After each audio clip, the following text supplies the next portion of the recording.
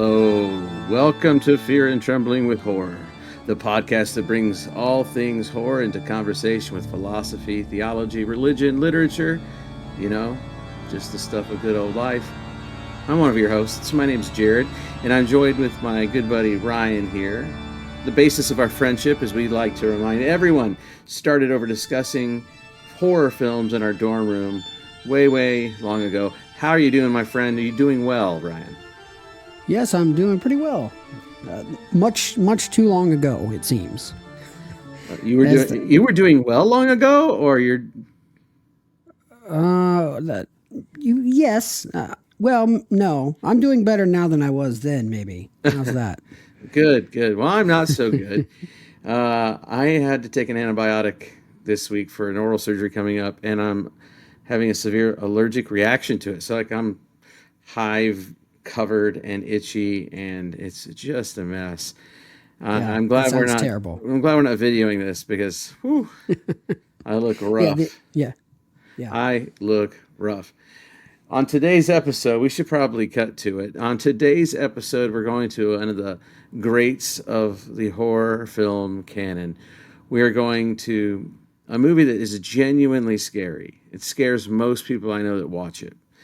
It's a film that people whisper about, and they re-release, and people sneak to go see it. They don't want their coworkers or neighbors to know that they might be into this film, because sometimes this film seems so close to reality, or what they imagine reality to be like. What they imagine reality, yeah. So what am I talking about? What movie are we talking about, Ryan? We are talking about The Exorcist. Oh, yes. My 11-year-old daughter, Marcella, and I were in a bookstore this past winter. It was a rare bookstore, and they had the book, The Exorcist, for sale, first edition, signed for a couple $1,000s. And she looks at it, and she goes, she was 10 at the time, so she's like, "Daddy, what's The Exorcist?" And I said, "Oh, it's about a demon possession." And she goes, "Can I have that book? I want to read about it." No. For two reasons. One, I ain't paying that much money for that book. And two, you're too young to read it. Yeah. And anyway, it was interesting because there is certainly an attraction to it. Coming to it is almost like feeling like you're coming into a secret bit of knowledge. Like you're being invited to a club that has a secret bit of knowledge, because there is so much lore and superstition, and I would say Hollywoodized mythology. And then social outrage. And then truth all around demonic possession and the practice of exorcism. Now today we're doing The Exorcist, but we're also going to be talking in the next two films. We're going to talk about the Exorcism of Emily Rose. Emily Rose, that's right. And then The Last Exorcism. Those are our top three. I think our top three Exorcist or demon possession films. They are mine anyway. Are they yours too? They are. It's hard to find better ones. I recently watched, I think with you and your young lady wife. My good lady wife? Your good lady wife, yes. The Pope's Exorcist with Russell Crowe. And, there's nothing new. You've seen one, you've seen them all, but that's not entirely. Yeah, and that's what I like about these three films that we're going to be talking about. The Exorcist, the OG, and then The Exorcism of Emily Rose kind of did something different. I remember seeing that one in the theater. We'll talk about that in that episode. And then The Last Exorcist, I think we both really enjoyed. Yeah. Just for the dramatics of it, and we'll talk about that in that episode as well. But coming back to this Exorcist film, the lore and everything around it was real. I was allowed to watch a lot of things as a child. Much of it I shouldn't have been able to watch. That's why you're so messed up. That is probably why you are a freak. Yes, indeed. It's me trying to redeem my past, I'm sure. More on that later. I don't think you're a freak. But there were really two films that my mom, and she was the one that greenlit me watching horror films at much too young of an age. But there were two films that my mom. Is she listening to this? Hopefully. Like and subscribe, Mom, please. Love you. There were two films. The first one was the original Texas Chainsaw Massacre because wrongly thought that was a true story. It's only based in one little because of the mythology yeah. surrounding that film. Well, it also feels like it was real. I mean, it feels that the aesthetic of Toby Hoffer's film. But we're not talking about that one. So we're not talking about that. Move on, and then Cowboy. It was The Exorcist. It was The Exorcist. The original that we're talking about today, and it was again because of all those things, the cultural and social powers that surrounded the film. And she was she was born in 1963, so quit she was 10 talking about your mom like this. Quit outing her. 10 when it came out, so she was right around Reagan's age and a teenager. Reagan is a character in the show. Yes, she is a 12-year-old. I know. I tease all the time. No, you just no context with you. Our fans our listeners. Our listener are used to it by now. But yeah, no, these three are very hard to match. I think they're the benchmark. All right, well, certainly. Let me say something, and I want you to do an overview for us, if you wouldn't mind. I want to say that I rented this movie on the QT and the DL from Video Review when I was a kid, when I was about junior high for like a party, and I got to see it in my downstairs and with friends, and that was all very fun. And then it came out. They re-released it, and it came out in the theater with some cut scenes. And I went to go see it with some college friends, and it was it didn't disappoint in the theater as well. So, do you remember which scenes were cut? Could you tell? Yeah, that's when she runs down the stairway upside down like a spider with her neck turned around. I believe there's something with a crucifix as well. I remember that part. Yes. I wrote that down in my film journal. Oh, dear God. I don't want to see this journal. But why don't you go ahead and give us a 50,000-foot overview of The Exorcist? For those people who don't want to live on the ground with it, they just like to peer from the sky. Go ahead and give it to us. Yeah, so 50,000-foot view of The Exorcist. We have, it opens with Father Marin. He's on an archaeological dig somewhere in northern Iraq. And that's where he comes through this dig. He comes face to face with a demonic-looking statue. And that's going to play heavily later in the film. And after we get through with that dig, the story focuses on a character named Chris McNeil, played by Ellen Bernstein. Bernstein. Sorry, I'm a Hoosier. You should check. Anyway. You should check before you say things like people's names. Yeah, I should. So, Chris, she is an actress, and she is in town. She is in town for a film shoot. And she notices one of the days, she notices a young priest that's watching her act because it's on the steps of a church. And we come to find out that this actress, Chris, has a young daughter named Reagan, and she's 12 years old. So whenever you said Marcella was 10, I'm like, oh, wow, she's actually kind of close. And, she is an actress. She doesn't have much belief. She's part of high society. She lives in a home with servants, and they take care of her. They watch her daughter, and it seems to be a normal life for her. And then things start to get a little weird. And it happens one night. This party. This is like the first little bit of, hey, things are not right. Reagan shows up. She's all, she's happy at the party. And then later she comes down in her nightgown while her mom is talking to all her friends, and she's standing there, and they all kind of look at her, and she just goes to the bathroom right there on the floor and then tells an astronaut that he's going to die up there. We call that little potty. She went little potty. Yes, she went little potty. And then she went like freaky prophetic. Yes. Yeah. Mm-hmm. Yeah. And we don't know if the astronaut actually died in space or not, but it was interesting. And so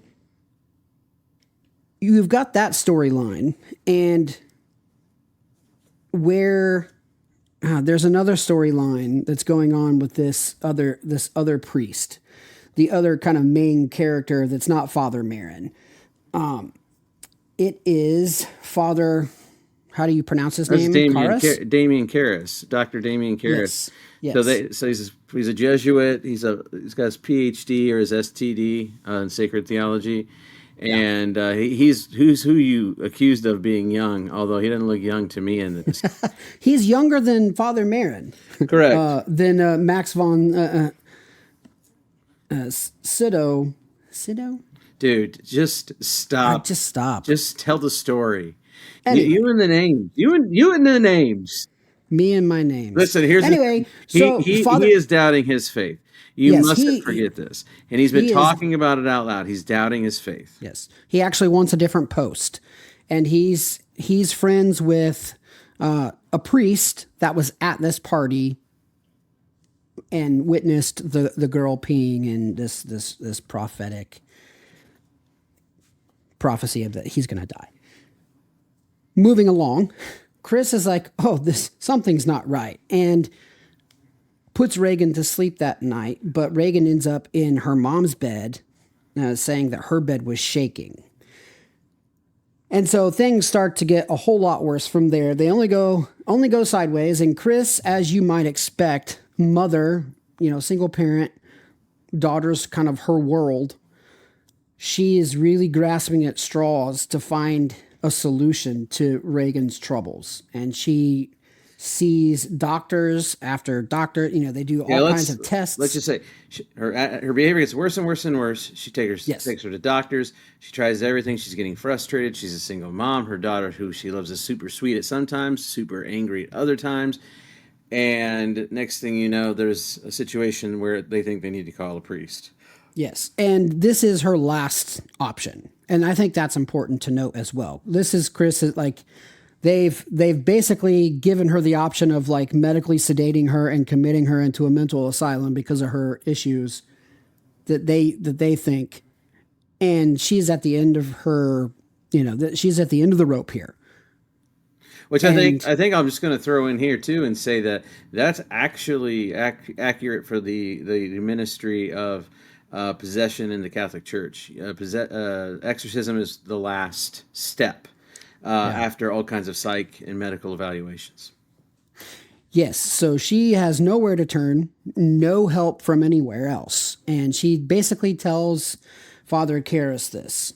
And he's like, I could do an evaluation. And, he kind of does an evaluation, and he's like, it wasn't holy water. You need something else. And basically Chris is like, there is no one else. You're my last chance to help my daughter. Yeah. Also what's interesting is because he's doubting his faith. For him, his call to action in his hero story is that as he is a man doubting his faith. Now, I mentioned he was a Jesuit, and the Jesuits are highly interested in education. Their founder was Ignatius of Loyola, and all these Loyola colleges and universities and high schools are all over the world because of the emphasis on education. And a lot of Jesuits can be very scholastic in their thinking, a lot of kind of logic and proofs that, depending on what area of scholasticism we're talking about, kind of presages the Enlightenment mind. Kind of veers away from the mystical. However, that's painting with too broad a brush. So here he is in this doubtful place, but his call to action is well, if I need proof of the divine, I can prove it through the proofs of the evil. And so then he's interested in taking on the case. Yeah, and he basically, after his encounter with Reagan, he basically gets convinced that she's speaking other languages. And I believe ends up taking that recording to his bishop. Yeah, not like ancient languages, right? It's an ancient language? Yes. And so his bishop is like, you need somebody else that's experienced, that has done this. And that's where Father Marin comes in, the priest that was on the archaeological dig in the very beginning of the film. That's going to come back up. And so he is now going to be the lead exorcist with Father Charis supporting him. And so it's basically his show. And things go. And for those of you who've seen the cover, this is the Yeah. iconic visual of the priest Yes. getting understanding under the streetlight with a hat and a coat and his briefcase that has all of his liturgical and sacramental gifts. And the in them. demon, seemed to expect him to show up. So as he walks, the first time he walks into the house, you can hear his name being called from Reagan's room. And it's a crisis situation for Chris and Reagan and everybody in the house. And, it's kind of showing up at this last minute, trying to, he's here to save the day, if you will. And so they prepare to go into the exorcism for the first time. And there's a lot of preparation. Each priest has their own roles. And they go into the room, and this is where some of the starkest images, if you will, or the hardest things to watch happen. Yeah, so it is. It's all blasphemy. So there are people who watch it, and they're very pious people of one sort or another. Typically, I think of the reaction as very fundamentalist because it is an aversion to the cinematic, artistic portrayal, and not just that it's portraying heresy, but they act as though it is heretical in and of itself to act that way to make a larger point. But that's neither here nor there. There's the blasphemy, take certain things that the demon says in the Lord's name. There's certain things done with crucifixes. The spoilers abound. You should know that every time we do very harsh. Yes, there's spoilers, and it gets just like any battle. It gets worse and worse and worse throughout the film. Now, I should point out that the demon's name is Pazazu, which is where Father Marin was digging. They found this demon figure in the St. Joseph's medal. Actually, so there's Saint Joseph's medal and this demonic figure in the dig, and that's Pazazu. Okay, and now this Pazazu's been waiting for Father Marin to show up. He comes rolling in, and as I said, things escalate. And you were talking about some of the more starker. Wow, that escalated very quickly. Very quickly. Okay, and so then, boom! At some point here, this is getting worse and worse and worse. Of course, her head does a 360. She pukes. It's famously a pea soup that she's spitting out on the priest. At this point, we know it's not psychosis. Right. Yeah, it's superhuman strength, freaking. There's something afoot. Now, Marin is absolutely believing in Pazazu here, always, right? Mm-hmm. And there's never a doubt on Father Marin's part about who or what he's dealing with. Never a doubt. Damien Charis is struggling still in this dark night of the soul. Faith, no faith. And eventually, at some point, the demon goes into the body of Damien Charis. So it's interesting. It's important to point out that the buy-in comes for Father Charis when the demon starts talking about his mother, who's deceased and died in the mental hospital due to the financial situation that he was in, and torments him that your mother's here with me, with us. And that really affects him and affects then the exorcism as well. So that's where he starts to get kind of drawn into the whole process. And there is that struggle and that conflict. And he is forced to leave by Father Marin at a key stopping point or pause in the battle. And he leaves, and Father Marin stays. And throughout the whole film, you see him taking medicine due to some type of physical condition that's not ever explicitly expressed in the movie. And you can see him trembling and shaking, and it's not necessarily from anything. It's from the exhaustion that he's experienced, the physical exhaustion from the exorcist or the exorcism, from the battle, if you will. And the camera cuts, and we're back out with Father Charis. And whenever he comes back, he discovers things have gotten really bad. Now, how much of this do we want to say? Because we're nearing the end of this story. I've tried to say it already. The demon enters. Spoilers. Yes. The demon enters. He finds Father Marin dead. Right. The demon enters Father Charis because he can. And he can because Marin is dead. And Father Charis, even though he's having this battle in his own faith, it's not a stable faith. It's a shaky faith. And so the demon casts himself or itself out of Reagan into his body. Upon request. That's important. Yes. You keep spoiling every punchline I'm about to give. So I'm sorry. I'm going to come up to Indianapolis and get you. Slap me. Nevertheless, I deserve that. Nevertheless, it's upon request, everybody. And the demon goes into Father Charis. He leaps out of the window as a sacrificial act of self-love. And he goes down this creepy staircase, and it's in Georgetown. We didn't mention before, and then therefore, poor Reagan is no longer haunted.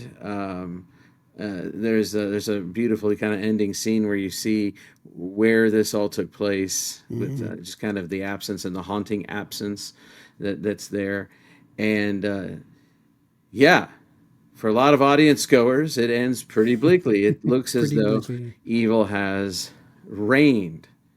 But in terms of the themes of this movie, I think it's much more than evil beating up on a poor, helpless little girl, or evil even taking over a priest.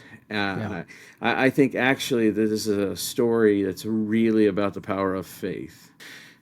Okay, my friends, that's our overview for now. Right now, we're going to move the discussion to themes. And for me, when I look at this movie as a whole, the most prominent theme I feel coming out of it is one over faith or unfaith, or lack of faith, and what that means. The other one is a cinematic theme that commentators have noted on beautifully. And that is the presence of Pazazu and how that's introduced every time to kind of create a sense of dread. And I'll get to that as well. And then when I talk about that absence of faith, I kind of want to drill home this that this may have even a more Protestant flavor to it than a more just a baseline Catholic flavor to the theology, but that I might not be so certain of. It's interesting to me. Let's start first with that cinematic theme, how Pazazu is introduced. Well, firstly, right after Father Marin in Iraq finds that image of Pazazu, this demon, it has a strange scene. Well, first off, you find it, and then the wind starts kind of gusting through. Yes. Every time the demon is present, is preceded by wind blowing through.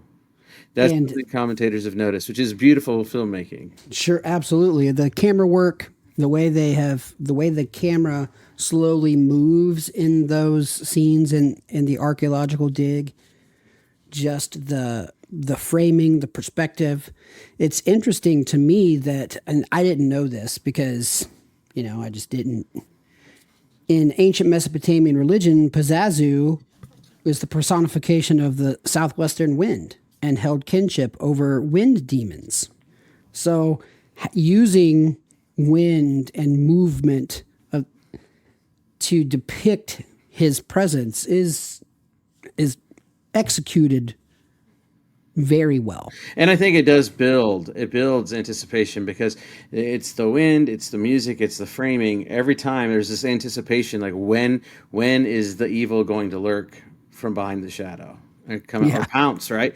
And the end of that first bit that's in northern Iraq, there are these wild dogs fighting, and it's almost bizarre when you first watch it. It's like there's ravenously barking and fighting at each other, and you think to yourself, what's this got to do with anything? They weren't not with Marin digging up Pazazu's image or anything like that. What's the What's the rumpus about here?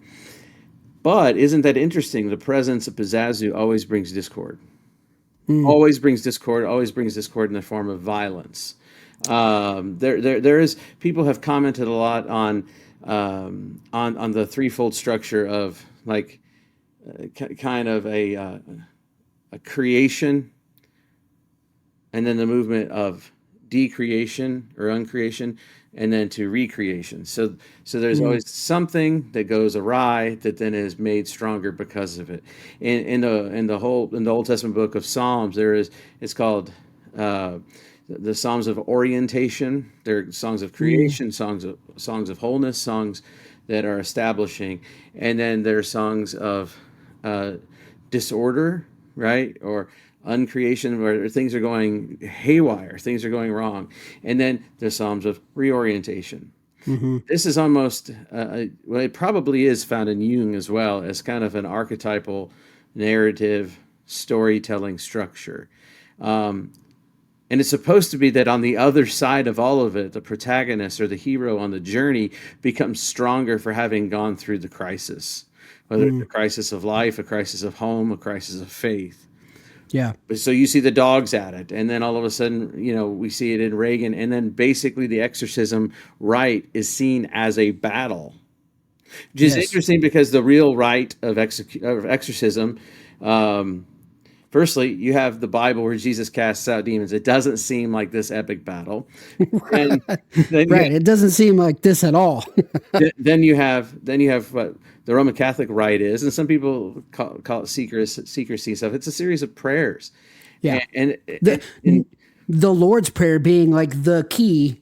yeah, and in baptismal liturgies, right? Yeah. And the godparents renounce Satan. This isn't a small exorcism. Anytime you're renouncing evil, renouncing the devil, renouncing the anti of Christ, right? The one who's opposed to the ways of Christ. That is an exorcism. So it can be as simple as just saying you're no longer welcome, right?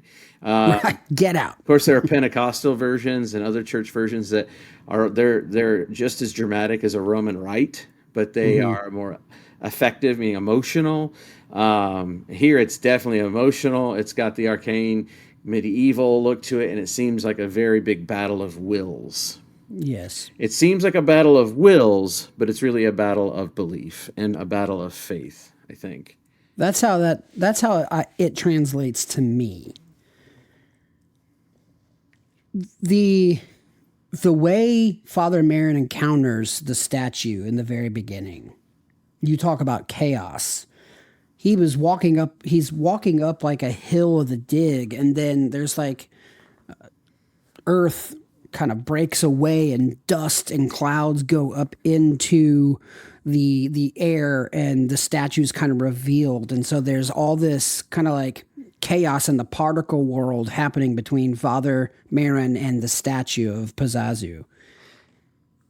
And from there, that battle, if you will, of belief are two like primary characters in this film. One, a Jesuit priest that's struggling with doubt, and then an agnostic in Chris. She doesn't believe in religion and is kind of takes a, I don't know, kind of like a disdain towards the institutional church. Like she's not going to church on Sundays, and she kind of has it's not as bad of a view of the institutional church that we encountered in Rosemary's Baby, but it's just not a part of her life. Tomas Halik, the Czech thinker, calls it apatheism, right? So it's not so much an atheism that says I do not believe this is. In fact, I know that God doesn't exist. Right. It's apathetic. It's not even interested in that question. Hasn't really wrestled with the question in a long time. That question has been sleeping in the back room for a long time, so you don't even really concern yourself with it.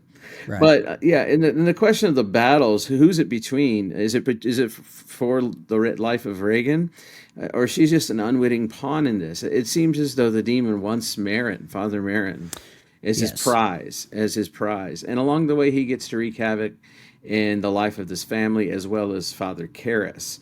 And it's, is Marin a victim because he dies through the exhaustion? Seems as though like it. Another thing that cinematically it's beautiful that the filmmakers do, and I've just read about this through the years, is they intercut just a still or a slide of Pazazu's face whenever Pazazu shows up. Reagan's face, if you were to pause it at the right time, has the transposed on the Transposed. face is Pazazu, right? Yeah. And certainly certain times on different images, Pazazu's face is there. Another indicator, just like the southwesterly wind, that Pazazu is about to show up. And whether or not we register that cognitively or we just feel it, and our bodies subconsciously register it, or maybe we don't feel it at all, but it is a nice intention to do that, to kind of hat tip, here it comes, it comes. And that's another beautiful piece, I think, of cinematic interesting in the conflict conversation. It's something that I wrote down. I said the Ouija board, because it does come to our attention that Reagan is playing with a Ouija board, and she's in contact with somebody named Captain Howdy. And her mom just kind of looks at her funny whenever she's playing with the Ouija board in the basement. And you can kind of see Reagan having made like some clay statues and miniature statues. And we find out that a statue of the Virgin Mary had been vandalized and had breasts and a penis added on to the statue. Right. And while that's happening, Reagan is playing with clay and making these statues and talking to somebody named Captain Howdy.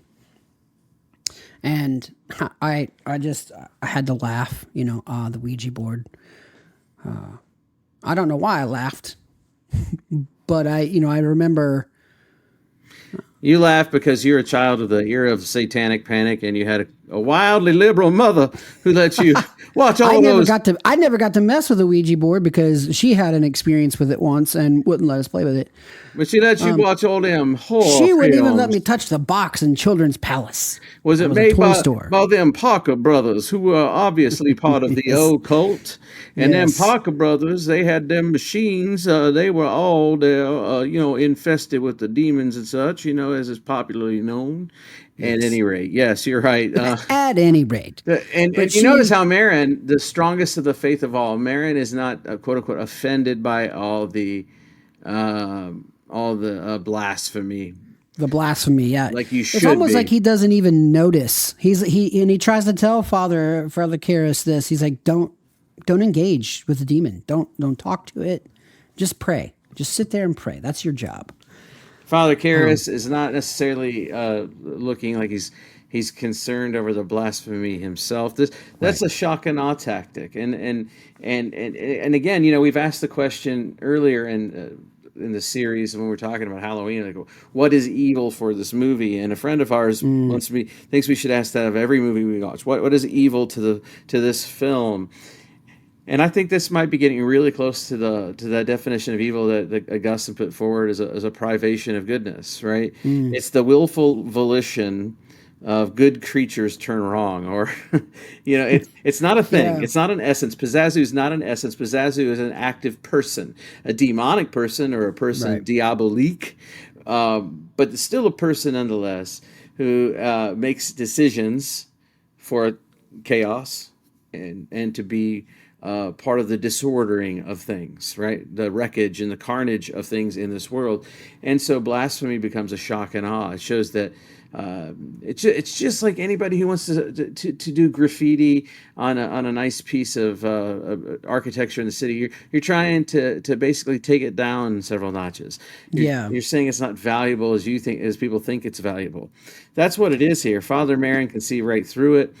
Father Charis is not as interested because he's caught up in his mind on, is this real? Is this not real? What kind of psychosis could this be? Is this psychosis? And that's another interesting thing. Like I said, in the Catholic Church, you would not go through exorcism without all of the psychological. Without all of that, right. I found probably you said shock and awe. There were, in the end battle scenes, as we're calling it, I wasn't necessarily shocked or awed or terrified in the normal way. I think the most shocking scene to me when you talk about that evil, like what does Pazazu want? He basically calls Reagan a sow.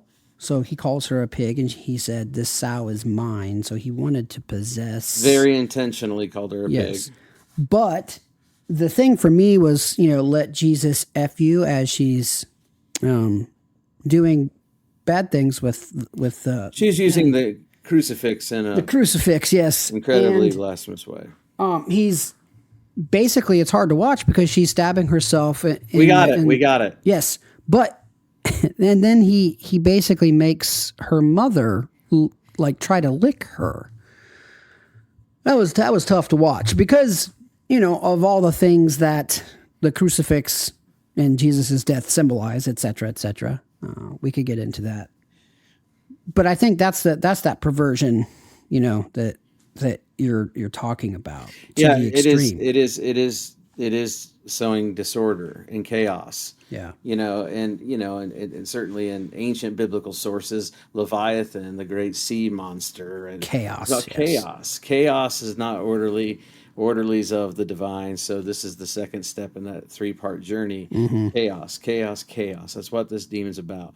And you're right. You noted that calling Reagan a sow is interesting because Father Charis dies by receiving the Pazazu in his own body, and then he hurls himself out the window. And there's that famous story of the Gospels where Jesus casts the demons out into a flock until Yes, a flock of flying pigs. yes, hell is frozen over.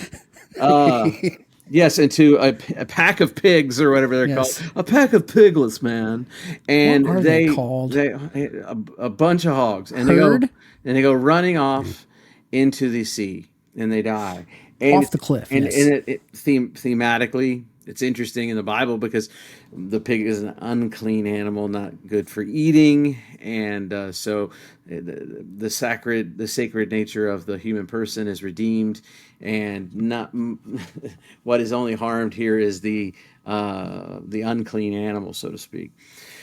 But where this final battle between faith and doubt lies is in the weakness of Father Charis, because he doesn't have a strong faith. He should not be in the room. Yeah. Marin has the strong faith and leads, but Father Charis ultimately is overcome. He's overcome by despair. He doesn't see an answer after Marin is dead. Right. And so he's overcome by despair. He has not emerged from the chaos and the disorder with renewed sense of courage. And I mean that virtuous sense. For me, I think I read that. Done. Sorry. But he does emerge. He still emerges with. You see what you did there? I See what you did? again. No, he emerges. He emerges strong, and the only way he emerges strong and courageous is in perhaps the way that really matters, and that is in a form of life-giving love. Yeah. But did that need to be the answer? Did that not? Did that have to be the result? I don't think so. I don't think so, because I think it was his weakness of faith. Now, see, this is where I said this could be more Protestant. Yeah. There's this. It's probably a sharp and false dichotomy, but it's something like this, that Aren't they always? the sacraments or the holy things that happen in the Catholic Church work. They're effective regardless of where faith is. If the priest has a weak faith, a strong faith, if the practitioner has a weak or strong faith, it matters not. It's the thing itself, right? It's the thingness of the sacrament that is effective. Whereas in Protestantism, it doesn't really. The things don't really matter unless they're imbued with faith. So the crucifix, by its nature in the Catholic Church, it's infused with grace and meaning, whereas perhaps the cross in a Protestant church isn't, unless the wielder of the cross has faith. So I always say that in Anne Rice's books, the vampire is is at best a Protestant vampire. Or in Dracula, it's filling this Catholic worldview, or in this Catholic world in the story, but the crosses don't work unless they're believed in. There's a more Well, and that's Protestant. because Dracula stabbed the cross on the heart and then drank Jesus' blood and became a vampire. Right? No? Am I confused? Well, you're watching movies, but okay, yeah. Yeah, no. I think you're right. I think he makes the turn towards the tangible thing that he can see. He sees this little girl suffering, and he says, "Take me." And he sacrifices himself for Reagan. And there is something to be said about that. I don't know if that shows I don't know what that says about his faith. And his priest friend is like, as he's laying, they're twitching on the concrete at the bottom of those stairs, his priest friend is reading him his last rites, like he's going through them, with him. So there is this sense of, well, I guess it's a despair. I mean, I don't want to say despair because, Reagan is free from the being possessed and from Pazazu and his Captain all the Howdy. things that happen with that. Yeah, Captain Howdy. Well, what I'm saying is, let me try to be clear about it. What I am saying is he ultimately shows a kind of a faithful courage of reorder, right, or restoration, because he sacrifices himself, and that is an act of love, which is the ultimate sacramental act. It's the ultimate act of grace. It's the ultimate act of God in Western, or in all Christianity. However, if he had faith, I don't think he would have had to have done this. He could have withstood. Right. Yes. And I think it's like a cautionary tale. The cautionary tale of the movie. So you hear a lot of language about Christianity here, because I think this movie is fundamentally a Christian film, and it's baked. At least it's baked in that worldview. But I actually think it makes Christian points of view pretty clear. Pretty clear. And the point of it is about having this faith, a developed faith, a matured faith, to be able to go up against the powers of disorder and chaos. Giving it a face of a demon and the name of a demon is certainly more terrifying than using categories like disorder and chaos. Right. Yet, chaos and disorder, when one is facing them, is incredibly terrifying. I don't care if that means that you're living in a famine, or if you're being flooded, or if it is, quote unquote, something supernatural, or just beyond your ability to understand. One thing that should be said is, even in this age of scientific reasoning that we live in, there's so much that it cannot really truly account for, and so much that can still scare us. Well, I wrote that down in my notes. I said, wow, even back in the 70s, we were peddling pills. Right. Yeah. I think one of the lessons of this film, or the reasons why it might scare us universally, is because, not just because of the pea soup and the throwing up and the superhuman strength and all those things are, oh gosh, so terrifying. But one of the things that it really shows is, quite fundamentally, if we're not ready to face it, we may have no answer. Right. And I'm talking what it could be anything that is chaotic, disorder. How do you respond to evil in the world? Right. And I think that's the big question, whether it's... I usually buy a candy bar and a Coke. Brett, I need some pop. I'm going to eat my feelings. No, I said buy it like it's a friend. Oh, right. Yeah. Hey, man, just come on in. I got a Coke right down here.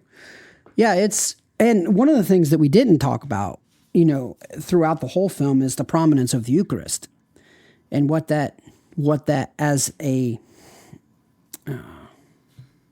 sacrament signifies. Self-giving love. Well, and the way that it should shape our imagination as to what it is and what it does. Well, it is there is the balance, right? So the demon is a spiritual being, and then through Reagan made flesh, Charis made flesh, right? Entering into. Whereas Jesus is God made flesh, and in the sacrament of the Catholic Church with transubstantiation, the blood and the wine become the body and blood of Jesus. So it's Word made flesh. And so, but one of them has greater efficacy, and that is the Eucharist. Because it's the divine identifying with the broken world to elevate the broken world out of the chaos. To elevate it and to restore it.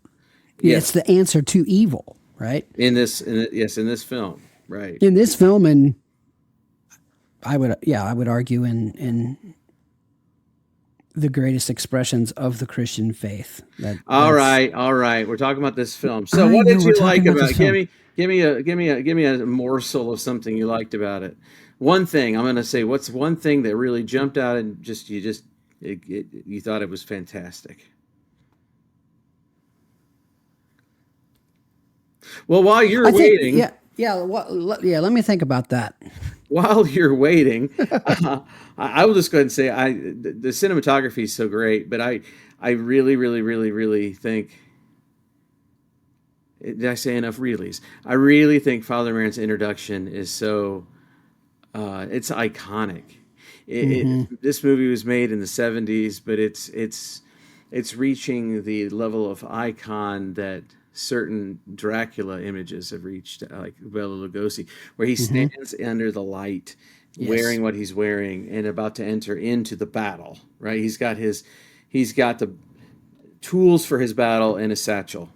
And the raincoat on and everything. And it itself, even though he is to come and help save the day, is in fact very intimidating. For me, I think the thing that I like the most would be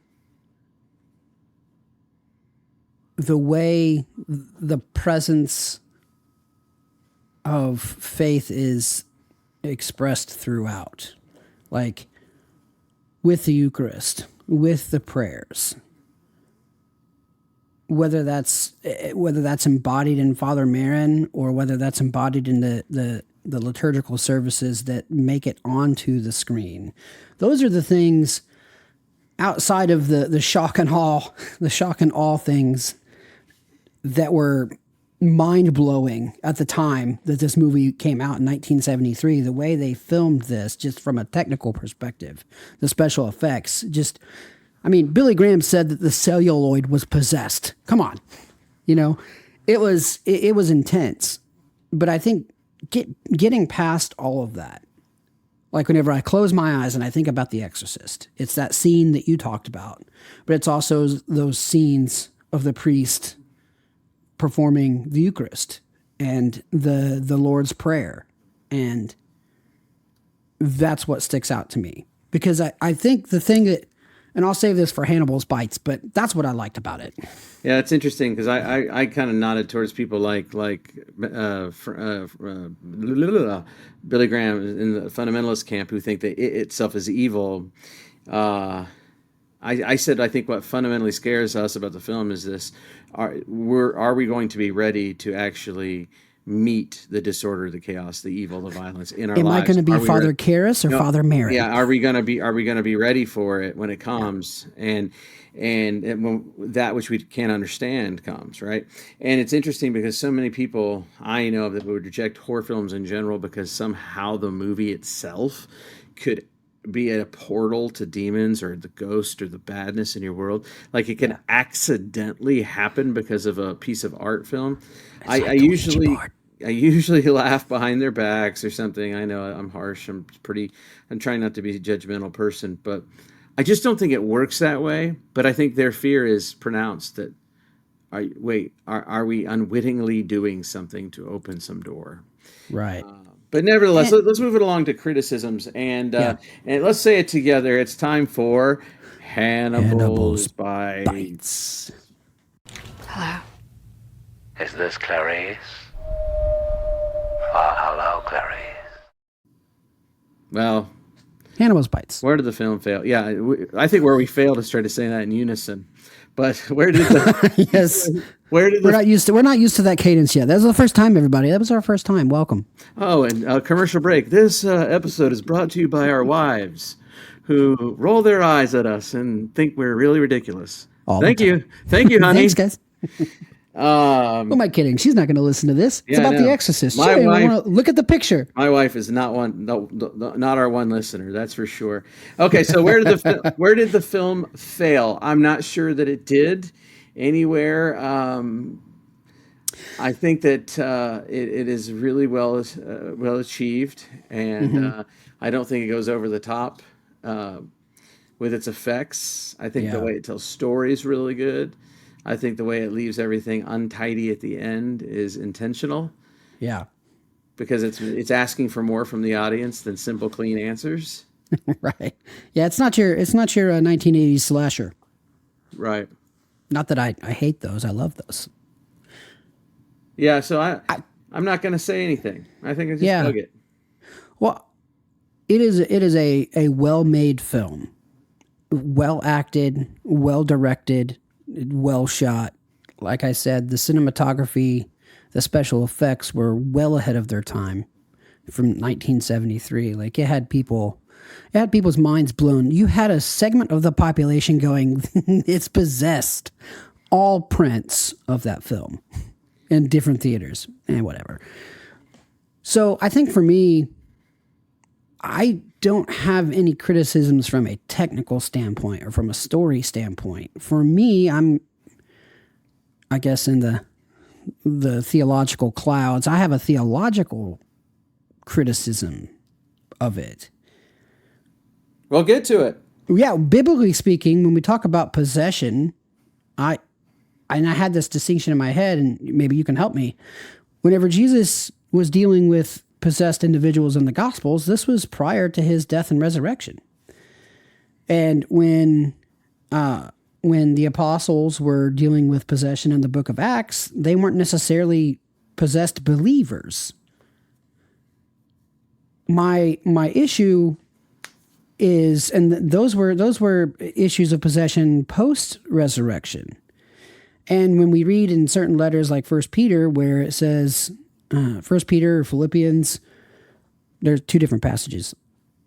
1 Peter, Jesus goes to, hell basically and preaches in hell to the spirits. There are two passages, one in chapter 3 where he preaches to the spirits that were held in prison from the days of Noah, and then I believe it's chapter 4 where he preaches to the underworld in general. So if those things are true, then what do we do with possession post-resurrection? And I don't think this movie gets to that issue. Well, firstly, not everyone listening to this is going to hold the same Christian metaphysic as others. Facts. The film is... That's what, I'm a nerd. What can I say? The film dramatizes something that supposedly happened in real life, by the way. And to answer your question, to get into the hermeneutics of all those ancient texts, I think would go too long for right now. I'll just Yes. note them as your criticisms, because Yes, that's my criticism. You want to know where this film's point of view on the demonic falls in line or on a spectrum near the scriptures. And I would probably suppose other scriptural teachings or other folk religions, certain tribal groups, and so on. But for now, let's ask the question like they do in Buffy the Vampire Slayer, once more with feeling. It's great musical episode. Where do we go from here?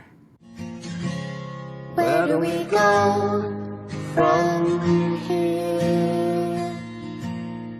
I would sing it, but then we would lose our one listener.